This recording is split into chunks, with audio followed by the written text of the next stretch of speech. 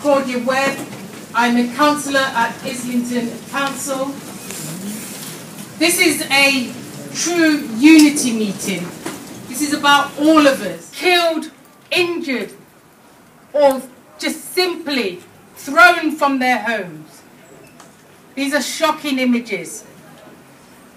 It's absolutely clear that even though this is happening so many thousand miles away, what we do here, the decisions we make, have such an impact right across the world.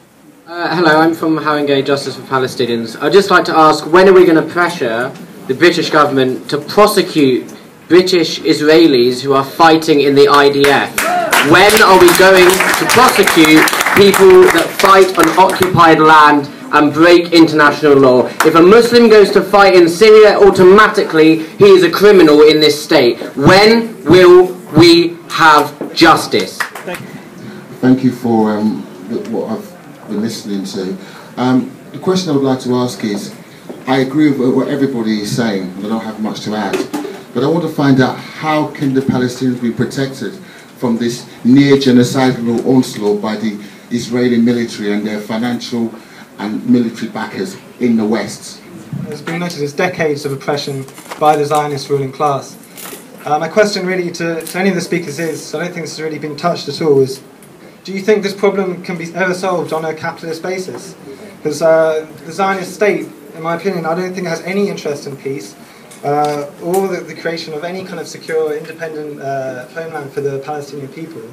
It's just using this conflict in a cynical way to cut across the class struggle in its own country, where there's also large unemployment, there's also large poverty, there's also a housing crisis, and it's trying to say, you know, we're not your enemy, it's the Palestinians. You know, don't struggle against us, but you know that struggle against them, which is completely false. I think we should stand against this. We must approach this on a class question for the unity of the Palestinian and the Israeli workers, for a socialist federation of the Middle East, on a voluntary basis.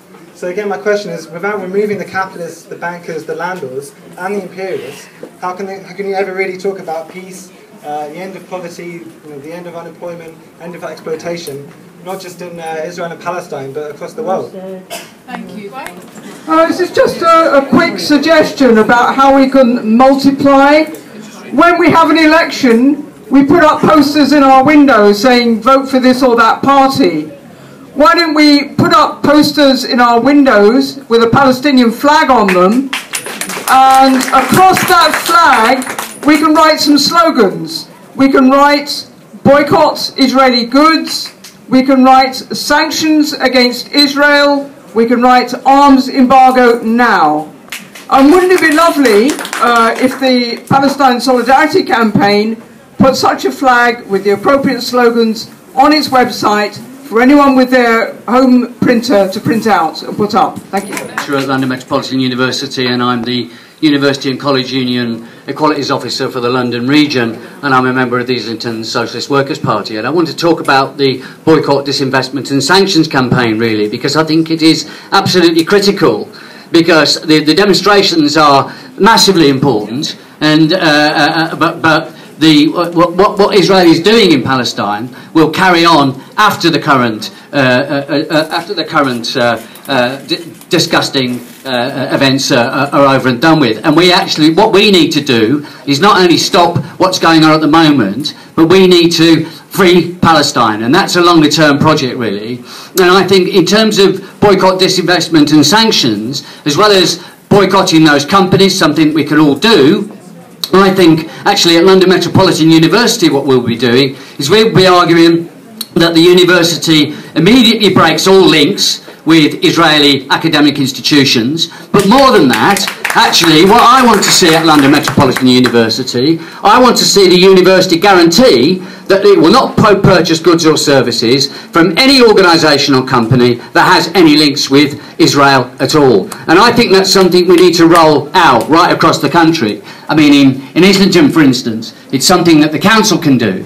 The Council should not only break all links with, I'm sure it doesn't have any at the moment, with Israel, but should ensure that companies it purchases services from, and it purchases lots of services from lots of companies, none of them have any links with Israel. And I think that we all have a role to play in ensuring that that happens. I think we should set up a specific BDS campaign in Islington. I don't think we can wait. Actually, I would like to see us have a meeting next week at some point, maybe 7 o'clock. Perhaps, as there are two councillors here, we could have it in the town hall. So I'm proposing that we have an activist meeting next Tuesday, 7 o'clock, in the town hall. Maybe somebody's got a better time at a different place, but let's hear it. But let's not just go away from here, just go into the demonstration and then wondering what we're going to do next. Let's get together after this meeting to make sure that all the institutions that we have anything to do with actually break their links with Israel immediately.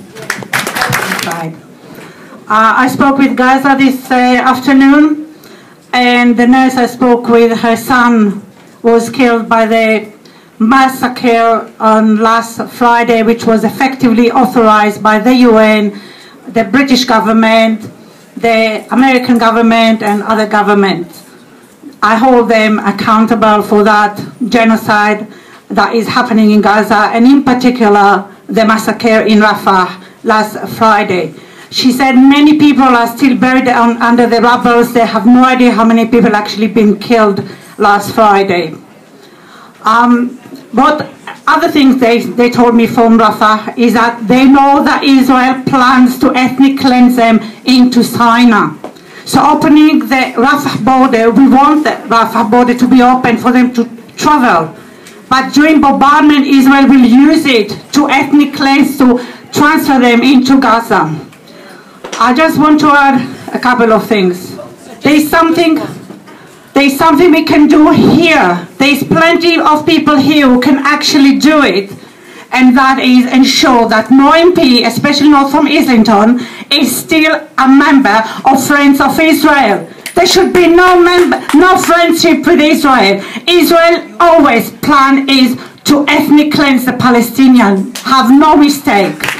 We have, all of us can do that. We can stop Emily Thornberry MP to be member of Friends of Israel. That should not be acceptable. And we should all do BDS. Really important. Thanks. Thank you. Thanks. Well, I'm standing up because I'm an Israeli and an anti-Zionist. And although I'm not in Israel demonstrating, I've been on the demonstrations here. And when I shout Free Palestine, I mean the whole of Palestine.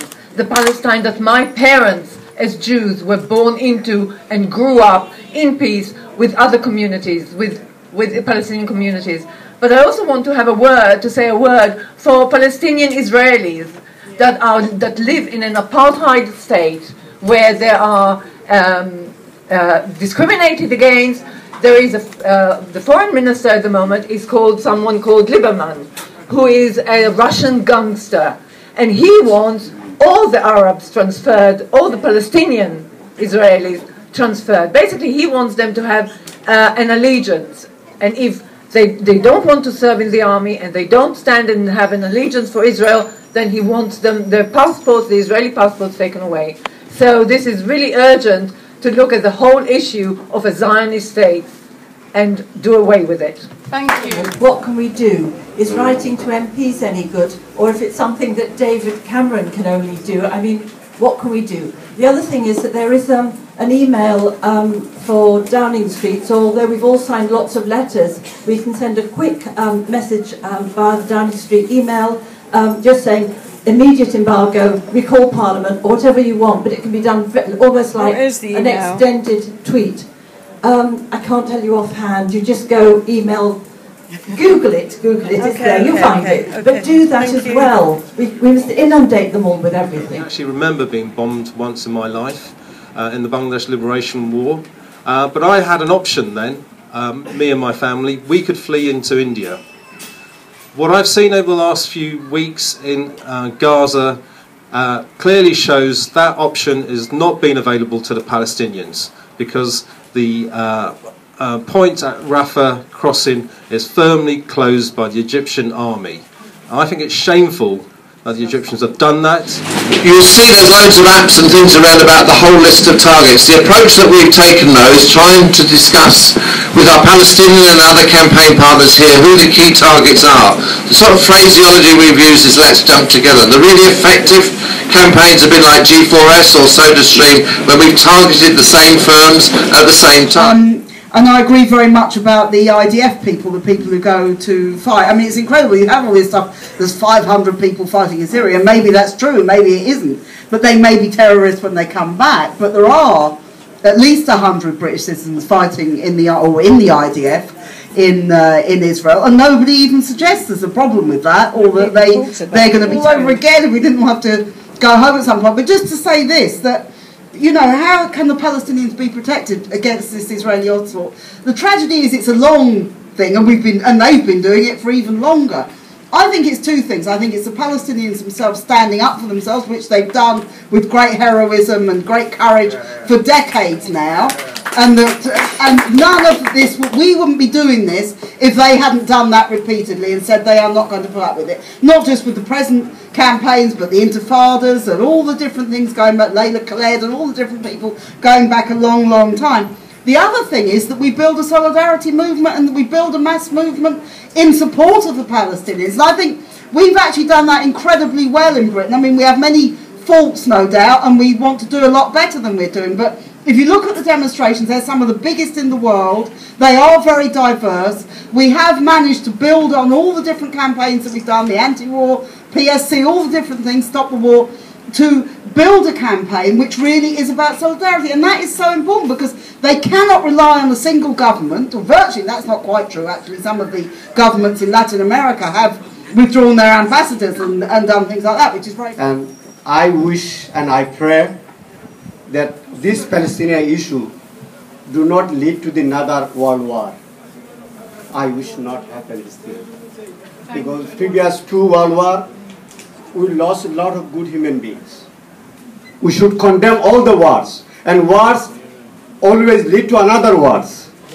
Event, and we have a responsibility to represent you by using our position to multiply the ideas about what we should do, as so many speakers have said today. So let's speak after this. We're there with you. We want to fight this alongside you, and I look forward to working with you in the future. Thing is that we keep campaigning, we keep having meetings like this, we keep making more and more people aware of the truth of what is going on, but also that we have the possibility of changing things, that we can organise, we can campaign. And you often don't win, and you often don't think you're ever going to win. And this is surely a way that lots of us have felt at different times over different things, but things do change, and they change as a result of people keeping campaigning until they succeed. And this is the lesson I think we have to take. It's what we owe the Palestinians. We also owe it to ourselves, because we owe it to our children and grandchildren to have a better, a more equal and a more fair society. And that's what we're fighting for as well. Thank you. Thank you very much. And most of the questions weren't questions, they were comments or suggestions and ideas. I just want to comment on a few of them. On the BDS, what we want everyone to do is to map your local area and find out where your best target is. There's going to be something in your area where you can raise the issue, and on the 16th of this month we're having a day of local action, and we want as many towns and areas of the country as possible to have action on that day. And there was about 50-60 demonstrations the last time we did this. That can be replicated and increased the more we do it. So make sure you talk to local groups, other groups, work out what your best action is, and make sure you do something on the 16th of August. People asked about the map, the flag. Those of you on social media might have noticed that we projected a good flag onto the Houses of Parliament, which was the best it's ever looked, with the Palestinian flag on there. We're going to be making that artwork available. It's going to be there for the lobby and also for the campaign in the general election, because we think we need to make Palestine a general election issue. Which way are all of the candidates and the parties going to vote on Palestine? And we should be making sure we make that vote count for Palestine in the general election as well.